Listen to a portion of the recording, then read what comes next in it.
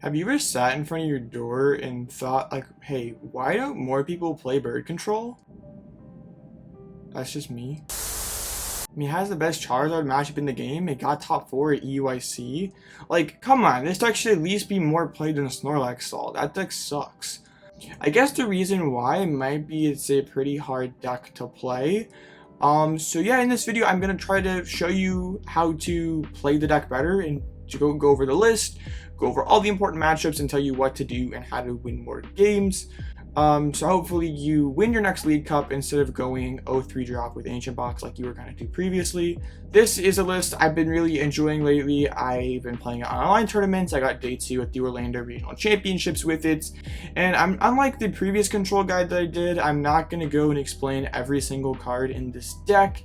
If you want the thorough breakdown of why I play Arven, why I play Penny, Luxray, some the core cards that have been in bird control for a very long time, then you should go check out that video. But some of the weird stuff like Wigglytuff, why am I playing that? I thought that card sucks, and you'd be wrong. Wigglytuff is very good. One misconception I've seen quite a bit is Wigglytuff is just like a wall, which is not true. The thing is very, very big, 450 HP with a Hero's Cape attached. Is very, very beefy, but this thing slaps. It's supposed to slap. We're going to try to use its bulk and pretty solid damage to remove threats from our opponent's board, whether that be like a Baby Roaring Moon, a Baxcalibur, a Chinchino, an Archeops. It just trades pretty well with things that don't do a billion damage. There's a Cleffa in here, which was not in there previously because there's great synergy with Buddy Poffin and does offer us some protection up against Spiritomb. There's a Klawf EX in here, which they previously unused card, but it's very great against decks that cannot hit 220 damage or more than 270 damage, because every time they swing into Klawf, they lose an energy and we can just penny and pick it up, and yeah, they're just gonna run out of energies eventually. There's a Lumineon in here because we play a bunch of Ultra Balls, so instead of opting for Pokegear, we can play Ultra Balls, have guaranteed out to supporter, and also the Ultra Balls help find Wigglytuff, help us just play better going first because we have more outs to find our Pokemon, and the Ultra Balls can help us thin down our hand for Cleffa. So yeah, in a bit like this, I would tend to always play Ultra Ball over Pokegears. Onto the new supporters, there is an Eri, because that card's just pretty broken. Being able to interact with our opponent's hands, discard item cards while not using an attack, or like Luxray, we can do something else during our turn. That's pretty sick. There's a Mela in here. Mela's pretty cool to be able to load up a Radzard potentially earlier than our opponent may have expected, or it can load up Wigglytuff and a Pidgeot all in one turn, something that a Magma Basin couldn't do. So Mela has a bit more synergy with our deck. We're playing a Cheren's Care over something like a Turo, because it has synergy with Wigglytuff. If we have a Wigglytuff with a Mist Synergy, DTE, and Cape Attach, we don't really want to discard that with Turo. We'd rather bring those resources back to the hand. There's Buddy Poffin in here, so we can Arven for Pidgey Cleffa turn 1, so we'll draw a bunch of cards. We could go double Pidgey, we could go Pidgey Cleffa. Cards just pretty good. There's a rescue board, so Arven is basic. We can Arven for Poffin board, get Pidgey Cleffa, retreat into Cleffa, draw a bunch of cards. Also can help us have a penny loop without Pidgeot on the board, because board gives something for your retreat basically. Hero's Cape is in here because honestly there's none of the other aspects really work for a control deck, and Hero's Cape is completely busted. Turns out giving a Pokemon plus 100 HP is quite good. And the last card that's partially cut off there at the bottom is Mist Energy. There's a lot of annoying effects that we'd like to block, like a Team's Evolution, a Frenzied Gouging, Star Requiem, even Lost Mine. So yeah, that card's pretty good too. And now I do want to talk about a couple cards that have been in and out of other control lists that are not currently in my current list and probably won't be. One of the main ones is Noivern EX, Alessandro Cronoscoli. I got top 4 at the UIC playing that card, and it was an excellent meta call for that event because Ancient Box, Future Box, Lost Box, they weren't prepared to beat it. But now pretty much every single future list plays a couple of Psychic Energies. Roaring Moon decks are playing Temple of Sinnoh now. Even Ancient Box decks are playing Fire Energy. So that card loses a ton of value if the matchups you're trying to target it with are just playing text to beat them. There's also no sort of Erica's Invitation or Mantine in this deck, because Retreat Lock just as a primary win condition is just not as good this format. We'll talk about that later when we go into the matches more in depth, but just either the decks that was good against last format are playing just different cards that can counter that strategy, or those decks just straight up don't exist anymore. putting a unwanted Pokemon in play is just in general not as good. But that also doesn't mean people aren't going to play around Erica. Like in closed lists, people play around Erica all the time, so it's kind of funny. And Mantine's just, yeah, it's kind of the same basic thing, except it's like a Pokemon that we have to attack with, so it's like even less good. TM Devolution has been another thing that a lot of control lists have experimented with. And in my opinion, it's a win more card that like the matchups that it's super good against Charizard and Chien-Pao we should already be beating. So I don't need to win more. I just would rather play a more versatile card to maybe shore up some of my worst matchups instead of trying to win more into my good matchups. And also kind of in that same vein, I'm not a fan of Bouffalant for the same reason. Like it's really good against Charizard, but we already beat Zard. It's good against Tina, but we probably still lose to Tina. And it's good against a bad player in mirror match. If like a bad player goes Chi-Yu without Mist Energy attached to it, sure, you can Lost on Fire, but if I go Mist Energy Chi-Yu, your Buffalo is useless. Another thing is like Daisies plus Arc Phone was a popular combo that people theorized up like pre-rotation before people had actually played post-rotation formats. And that combo seems really great on paper to like unprize something that's very crucial, because like we don't have Peonia anymore. We don't have any way to interact with the prize cards, so something like that does seem quite good, right? Well, there's not actually a whole lot of cards in this deck that we just like straight up lose if we prize. Like sure, maybe some of like we like prize Double Candy, we prize Wigglytuff in a certain matchup, like a couple energies. I think it like instead of going for like a clunky combo, like I first of all have to have both those cards in my hands. But then when I play the Arc Phone, the card goes to the top, so that I don't even have access to that card for that turn. So like if I prize Double Candy and I go Daisy Phone to pull the candy to the prizes, I have to wait until next turn to even use that. So I'd always just rather play more good cards than play Daisy plus Arc Phone. And I guess the last thing is the split on Team Yelchier plus Cyllene. A lot of control lists post-rotation have been playing just 2 Cylenes because prizing one is pretty scary. It feels pretty bad to not have access to Cyllene throughout in game. And that is true. Games where you only have Team Yelchier do feel kind of scuffed. I think you sort of make up for it because like, you're only going to prize Cyllene 1 in 10 games. And those other 9 out of 10 games, having the combination of Yelchier and Cyllene is pretty sick. It's just the most powerful resource recovery package that we could possibly play, so playing more good cards is just generally good. Before we get into the matchups, I do want to put out there that we're going to be blindly choosing to go second with this deck. There are a few things that if we know we're up against them, we want to go first. And I will let you know which matchups those are once we get to them. The first deck I want to talk about is the undisputed BDIF of this 2-0 format, and that is Charizard EX. So pre-rotation Charizard was always one of Control's best matchups, but we mainly relied on a game plan of Erica's Invitation to trap a unwanted bench Pokemon, and we just Mawile and stick that in the active spots. But yeah, we're not playing Ericas anymore, and most Charizard lists are playing 1 or 2 copies of Professor Turra and potentially a Pal Pad. So even if we wanted to play Ericas, just retreat locking is never going to work out for us. It'll never be the most efficient way to approach the matchup. But we do have some pretty annoying walls that they do not like to have to deal with. We have Mimikyu, which can be hit by Charizard EX, force them to go back into Charmeleon, and we also have Klawf, which if they keep punching into, they will run out of energies. And they don't usually play that many energies in Charizard, usually about 6 basic fires, maybe 1 mist energy. So I'd like to open up this match with either Luxray or Chi-Yu, whatever makes more sense with your opening hand. We do have to be careful of a Lost Vacuum plus Choice Belt play to KO our Luxray. Where Chi-Yu, if we use it, there's no risk that it gets knocked out all in one turn. And if we do use the Luxray, one thing that a lot of Charizard players will like to do is they will just start heat tackling our Luxray, and we can keep using Fang Snipe and stuff, but we're also helping them knock out that Charmander. And if they do knock out their own Charmander, that can potentially shut off our counter catcher and also make it so their Charizard does 210 damage, can one-shot Luxray, one-shot Rotom, one-shot Lumineon. So we generally do not want that to happen, so I tend to lean more towards that Chi-Yu play, just so we don't, like, if they do want to go for the Charmander heat tackle play, that's fine, but it comes at the price of losing 12 plus cards out of their deck, so feels like a fine trade-off to me. Of course, we can peek at the hands with Eri, or if we miss Fortune Sisters with a Lost Vacuum, the Luxray play becomes a lot safer and could make sense depending on the board states. But the reason why we use one of these bigger attackers is because we want them to evolve into Charizard EX. If they just sit there and keep tackling all game and knock out multiple Charmanders, it could be a struggle for us to actually win the game. So we want to use one of our big attackers, bait out Charizard EX, so then we can go back into Mimikyu, and then they have this awkward 2 retreat Charizard that can't do any damage. They can spend boss's orders to go around it. So ideally we will use Penny to pick up our Rotom, Lumineon on any easy prizes we could have laying across the board. And we do want to put Hero's Cape on our Pidgeot, so if they do want to KO Pidgeot, they have to gust it 3 times. Because unfortunately Cheryl's not in format anymore, which made this play pretty inefficient for them. If they did want to boss the Pidgeot over and over again, we could just keep using Cheryl, but yeah, we don't have access to that anymore. As long as their 3 to 5 Gust cards can't take them 6 prizes, eventually they have to get through this Mimikyu. You will likely have to play part of this game without Pidgeots.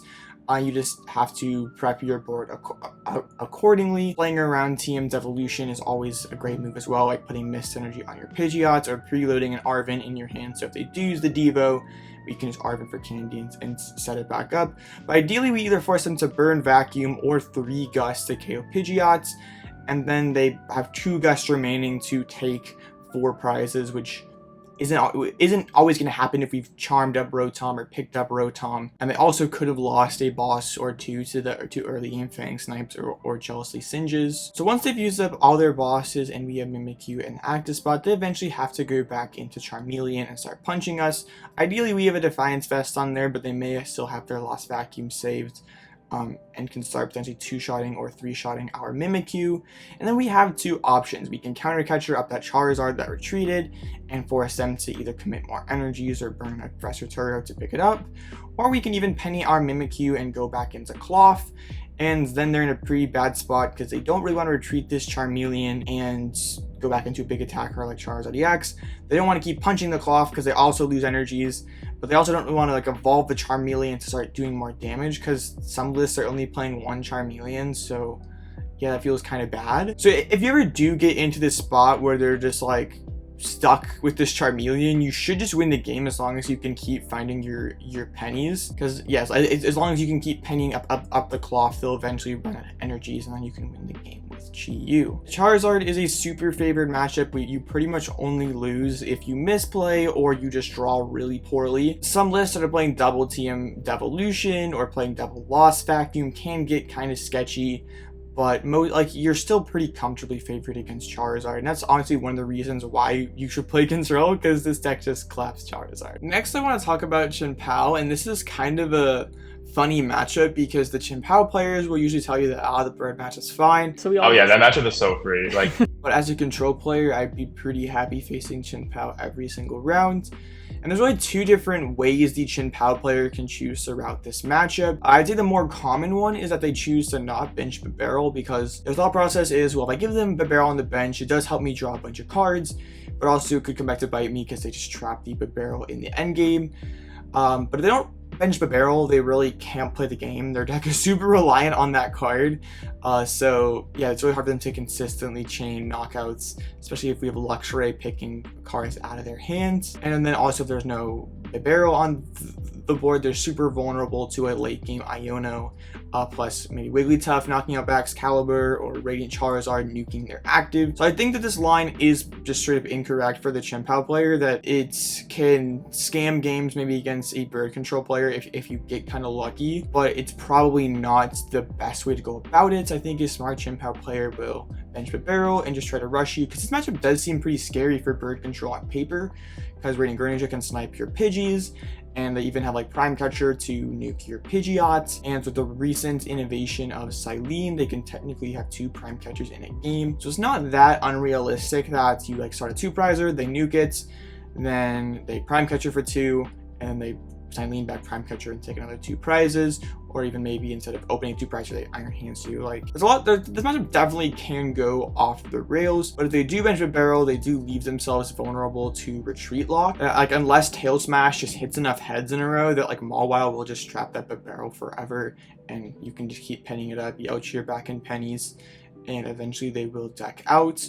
Or one play you even can make to try to win the game faster is you pull up the barrel, force them to commit 3 energies to it, then you can counter catcher up Excalibur, force them to put 3 energies on it, and then you do it again, pull up another Excalibur, force them to put 3 energies on it, then they have all 9 of their energies in play, and you can just boss up Chien-Pao and start milling with Chi-Yu, and there's nothing that they can do about it. They're just stuck as long as they don't have a Cyllene or a Prime Catcher left. I think as long as you survive the early game rush, don't get chased off the board, you should win this matchup. The resources are super exploitable. Their SCRs can get milled with Eri, Misfortune Sister, so it is definitely possible they can just run out of gas if they go too hard early on. And if they do go for the super aggressive strategy, we do have Snorlax and Mawile that we can show up early to try to slow them down. Snorlax to at least deny an early Shivery Chill or force them to go find their Iron Bundle or a Canceling Cologne. And Mimikyu is kind of annoying because it forces them to go back into Excalibur, because if we put a Bravery Charm on it, like, it's just not worth attacking with Greninja. So yeah, like, as long as we survive that early game rush and can retreat lock the bib, just mill away resources, like, even if they do eventually Cyllene heads break out, like, if we milled enough SCRs and Super Rods and stuff, they won't have enough gas in the tank to finish the game. So I think this matchup is fine. Definitely not as good as it used to be, but since Cylene's now a much more standard card, but I'm still more than happy with the Chien-Pao matchup. Guess we should probably talk about future hands next, right? Do you remember last format aggro decks like Roaring Moon and Miraidon could really give bird control trouble? And yeah, basically Future Hands is the successor to Peony Miraidon. Before, lists were super standardized, and some lists didn't play Psychic Energy or some lists didn't play Switches. It was yeah, this matchup wasn't really that bad because we had some way that we could really exploit their weakness. But now that lists are pretty much always playing 2 Psychics, at least 1 Switch cards, and they still Prime Catcher as well to switch out their Pokemon, it's a really scary matchup because they're almost always going to be taking an early price lead thanks to Miraidon and Ampy very much on Iron Hands. And they also just have the capacity to just out of nowhere just knock out a Pidgeot. Like, Pidgeot's never safe on our bench. They have Prime Catcher, they have Boss. But we like sort of have to bench the Pidgeot, right? Otherwise we really can't get our combos, like, and if we're not like being aggressive with our combos early on, we're just not gonna win. We really can't give them time to just do whatever they want, because eventually they're like gonna find that boss, you're gonna find that Prime Catcher. So I think you do have to approach this matchup as an aggressive deck with your Wigglytuff, with your Radiant Charizard, because one way that the Future Hands deck is very fragile is they don't have a built-in draw engine, so Iono can be pretty tough for them to deal with. So one of my favorite plays early on is to like counter catcher up an Iron Crown that doesn't have a capsule on it, and then use Luxray to like hopefully get rid of a boss, get rid of another capsule, Prime Catcher. Because like if we can like buy enough time that we can like discard like enough switches, bosses and stuff, we can win by a retreat lock. Like the point of this Luxray play is just to like slow them down, so I can get like more than 1 quick search in and like get the Wigglytuff built on the bench, get the Radzard built on the bench. If we can successfully pull off like Iono to 2 with Caped Radzard, knock out their hands, and like vacuum off their baton, they do pretty much lose on the spot. But it's just so hard to get to that point. So like Luxray to hopefully buy a couple turns is really nice. But like if they just like have multiple like Arvens in hands, they have like capsule boss in hand, we just like lose. So the matchup really feels like it comes down to whether the future player just has it like that. And there have been several times where like I'm playing and I owned the future player to 2, and my only lost con is them drawing Prime Catcher, and they just always have it like that. Or they peak Excel turn 1, then they Arven for Prime Catcher turn 2, KO the bird, and then I can't get my cards going, and they're already down to 2 prices, so the game's basically over. It's just a really scary matchup. Like, we can push up Snorlax, hopefully like deny an early peak Excel, if they like can't retreat out of a hands or a crown. So like that's a pretty good play. But yeah, if the future player just has the nuts, you're gonna lose almost every time. It's a really frustrating matchup because it kind of feels out of your control. Like you can do everything right and you can still lose this matchup. That's why I really hate it. This is probably Bird Control's worst matchup, and yeah, it's one I never want to see in a tournament with this deck. Since we're on the topic of aggro decks, I suppose we could tackle both different Baby Roaring Moon decks, Ancient Box and the Moon to Dunsparce. We play into them pretty similarly, but there are a couple differences to note. With both of them, it's very hard for them to bench Radiant Greninja, and that's really the engine of their deck, to get Darks in the discard pile, to draw cards, activate Sada, and it's really just an easy win con for us to retreat Lock Back or Ninja if they decide to bench it. Like, they do sometimes play Penny, Fang Snipe it away, or Chi-Yu it away. It's like hard for them to hold on to that for most of the game. The Ancient Box deck really has to dig through the deck to do any kind of damage and potentially leave themselves very vulnerable to Chi-Yu decking them out. And also, they just have so many more bad starters than Moon to Dunsparce. Like, Koraidon forces them to bench a full board of Ancient guys, which could lead to a win con of us just forcing them to attach energies to everything. Even Flutterman's not very good because it has to touch 3 energies to it just to attack, and it doesn't even one-shot a Bravery Charm from Mawile. So I want to start off these matchups with using Luxray to hit those bosses orders. Since I don't play very many of those, Pal Pad and Super Rod are also good finds. Even Professor Sod is pretty good to slow down their early game. Yeah, Ancient Box really can't answer this Luxray quickly early in the game. So they can hit it, usually 2-hit, 3-hit us, and then we want to go back into Wigglytuff and just start knocking out these baby moons, like force them to keep going into the deck. Like, we don't want them to just like sit there and be able to like draw attack. We like want to keep knocking their stuff out, put a lot of pressure on them, because if they go too deep in the deck, which they have to do to hit big numbers, they're very vulnerable to just Chi-Yu just milling their last couple cards and winning the game.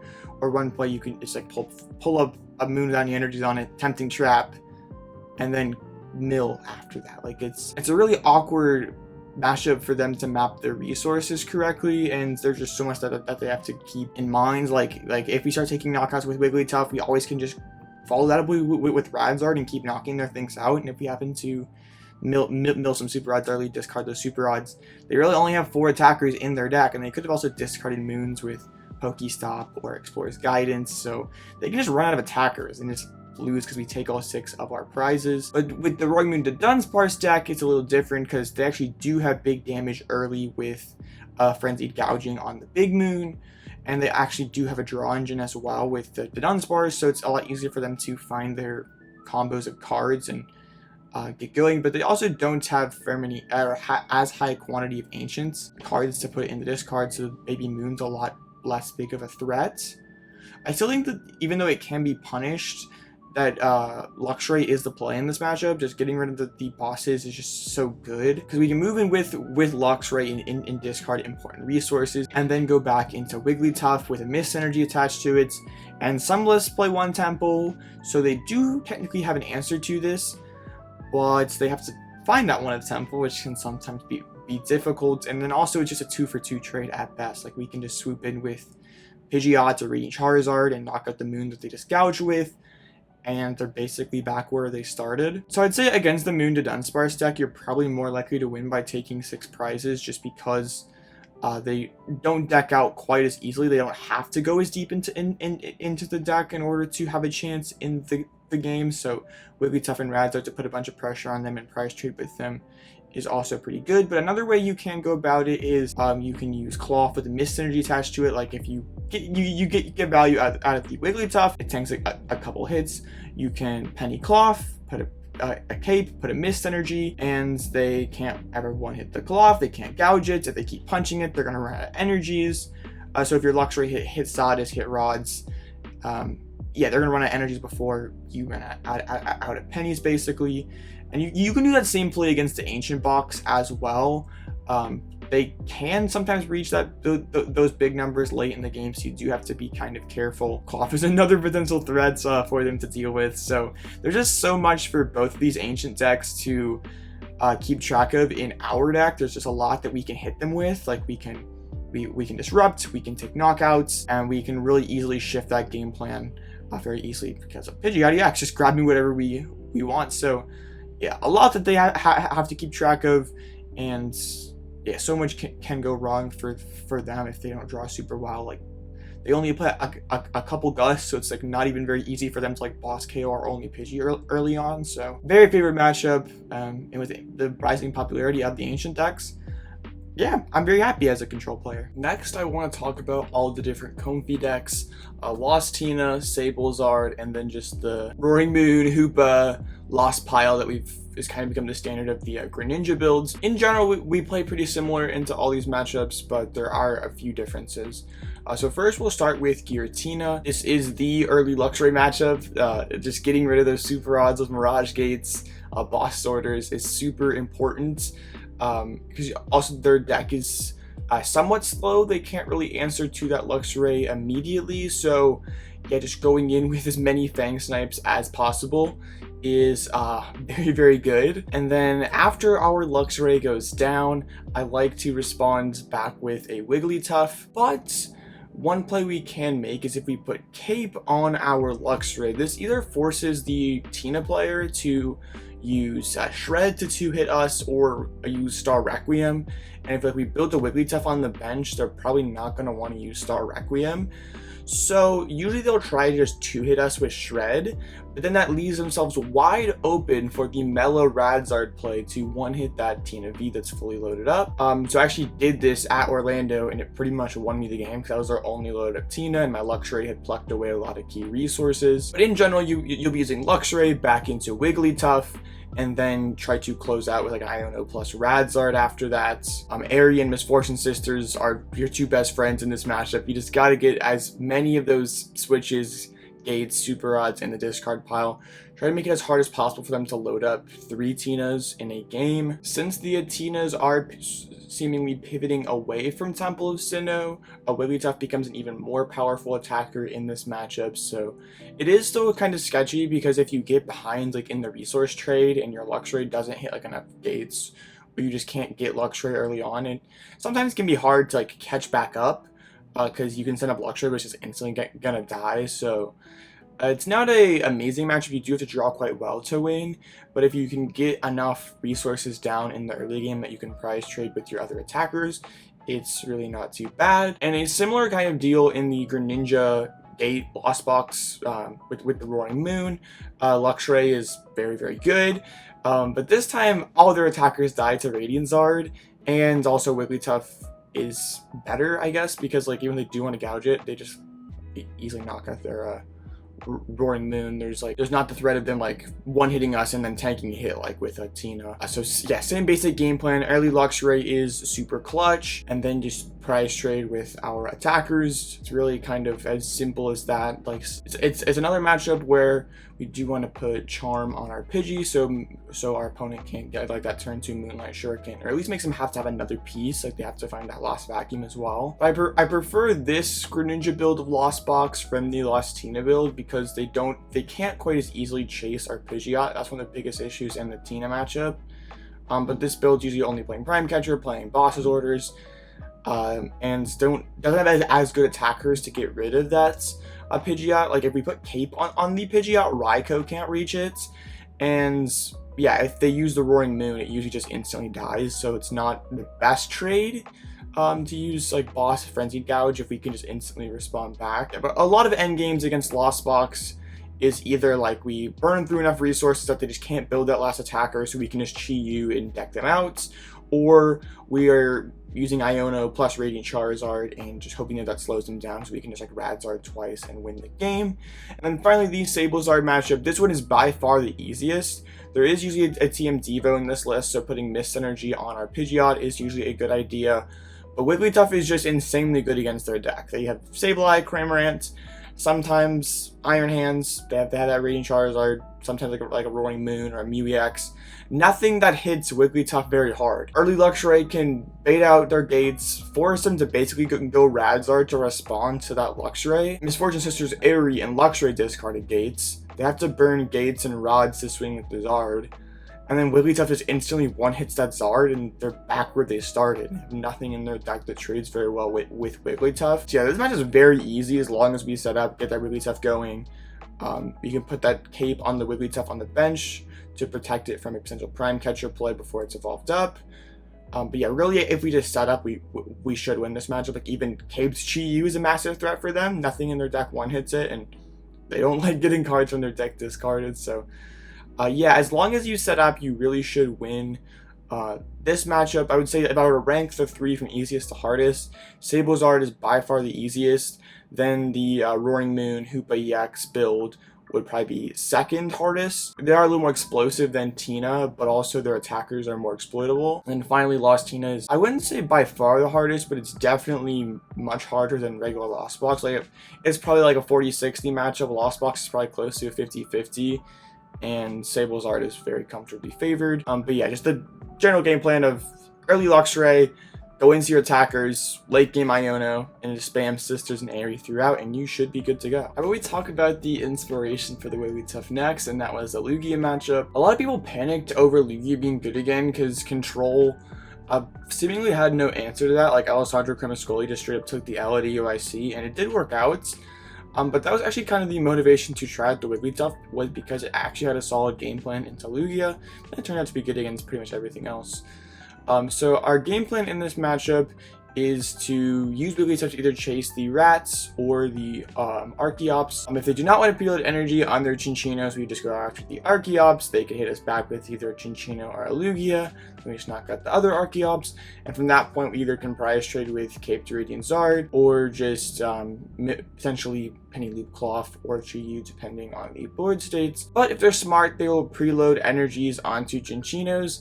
And then at that point, we just want to use Wigglytuff to chase those Chinchinos. Because if we knock out all three Chinchinos, there's no longer any big threat of a big attacker. So we can use our other, like our Cave to Radiant Charizard is very, very safe to just sweep their entire rest of their board. And yeah, if all the Chinchinos are down, our Pidgeot also has zero threat of getting one hit knocked out. And also another thing to remember is Lugia just rarely ever works like it should. Like if in those games that it just bricks. When we have plenty of time to build our board, we should just be chilling. If we ever have time, just like get early Luxray Fang Snipes while they're just like kind of fumbling around with Read the Wind. That can be very good to snipe those bosses, but generally I do like to prioritize building up that Wigglytuff as fast as possible. If Lugia does pop and hit like that turn 2 Summoning Stars boss kit Pidgeot, yeah, we'll probably lose, but the deck just doesn't function like that very often. So if I'm gonna have sort of a sketchy game plan or into a deck or a deck that we don't have the most concrete game plan to Lugia, that's fine. The deck's inconsistent, and as long as our deck sets up adequately, we should be in the game. How about we talk about Gardevoir next? Because like initially going into the format, I thought the Gardevoir matchup was gonna kind of suck, but actually it got a lot better because like pre-rotation it was very close, but there's like no Erica's Invitation or Echoing Horn anymore, so it's like, well, how can we trap stuff? But like Gardevoir's game plan pre-rotation was just use Mirage Step and flood their board with a bunch of Curlias and bench lock and force you to spread their energies out in order to win the game, which could be kind of hard because they had Turro and Collapse. But now it's not very good to flood their board with a bunch of Curlias since Shining Arcana's gone. If they bench more than 2 Curlias, that extra Curlia can get trapped, so they have to be pretty careful. They basically only can have 1 Curly in play in the late game because they're going to have a Gardevoir EX in play, which really can limit their early game draw power, since Radiant Greninja's immediately off limits because Mawile just easily traps that. Also, Gardevoir EX happens to be their most efficient attacker early game, which is kind of bad. Like if they can't discard a bunch of energies early without Curlias or Greninja in play, so they can't really charge up the likes of Screamtail or Drifloon. So they kind of have to resort to using Gardevoir EX, which Wigglytuff trades pretty well with. So early on, I just want to build up my Wigglytuff and just aggressively chase those Curlias, chase the draw engine, because if they're not drawing cards, they're not getting energies in the discard pile, and they're just not winning the game. And then as soon as they go Gardevoir EX, I just want to keep hitting it with Wigglytuff. If they have to triple Psychic Embrace to Gardevoir and Wigglytuff can hit it for 160, that does line up pretty well with Pidgeot to be able to use Blustery Winds to just knock out that Gardevoir EX once our Wigglytuff goes down. But I would say the matchup just really goes 2 ways. We're using Wigglytuff and Radiant Zard and Pidgeot to prize trade through them. We can just keep knocking their stuff out, then usually go like Iono plus Zard late game, knock out their Guardi EX, and they have like 1 Curlia to get out of like an Iono to 2. It's pretty difficult for them to deal with.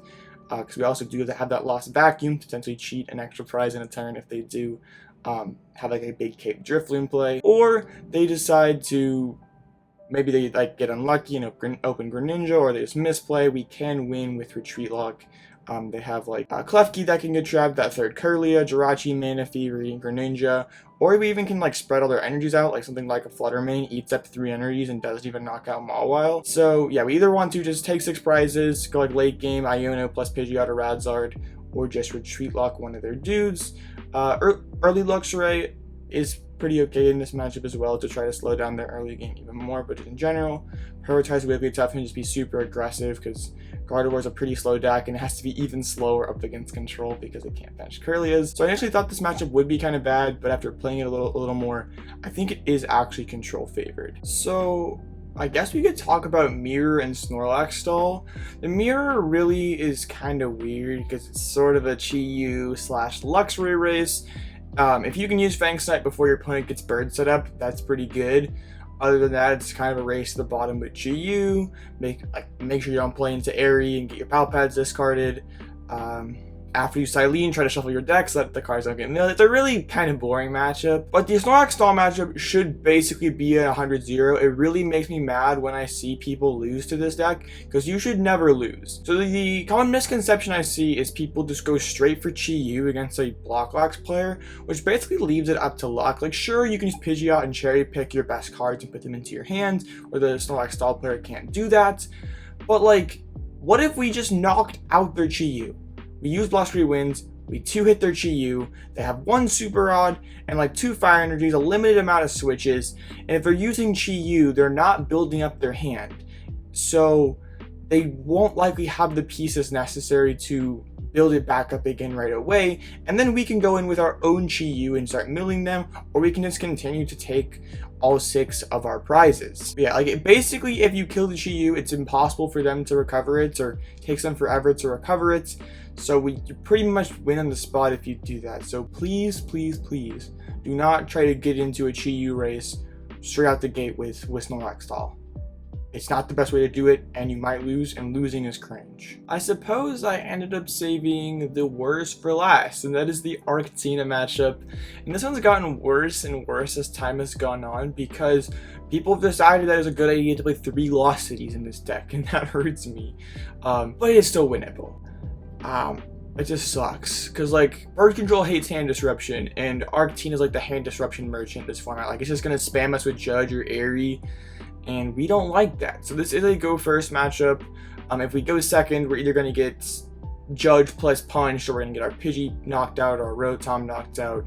So we're gonna try to take advantage of that free turn against them. But yeah, there's like the 2 most important cards for them are Lost Vacuum and I guess technically 3, because Lost Vacuum, Lost City, and Boss's Orders. The reason Lost Vacuum is so important is because our game plan is usually just go Cape Mimikyu, force them back into their Tina, then use Radzard or Wigglytuff to kill their Tina, and then try to eventually win with Mimikyu. But if they can just go Cape, Lost City, shred the Mimikyu, that whole game plan just falls to pieces. We kind of have to go Luxray early on and try to hit those bosses, hit those Vacs, slow the game down.